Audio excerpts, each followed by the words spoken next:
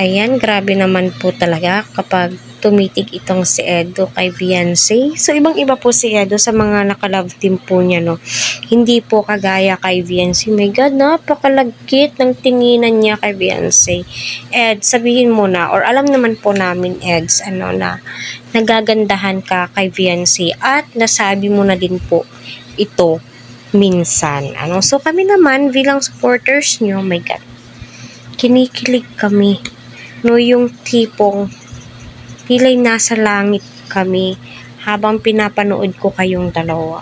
At mapapasaludo ka kung anong ugaling meron itong si Viancy. At saka kapag tumingin si Viancy kay Edu, ay my God, yung ngiti po niya. Parang ang saya ng mata po nilang dalawa.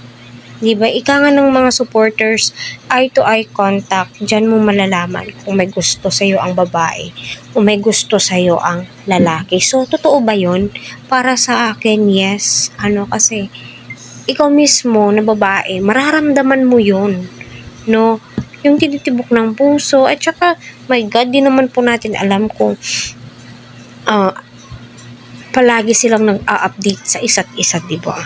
Which is, tayo naman, natutuwa po tayo.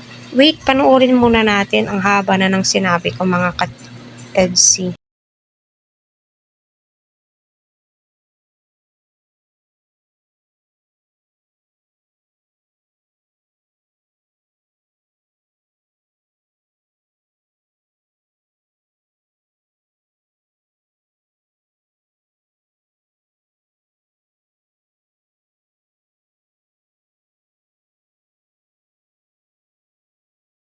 Diba?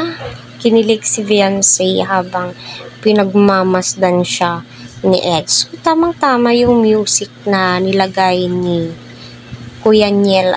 So, nakakatuwa at nakakataba ng puso kapag nakikita mo silang ganito. Yung simplihan lang, hindi yung trying hard, diba? Simpleng kilos lang, my God, kikiligin ka na talaga, diba?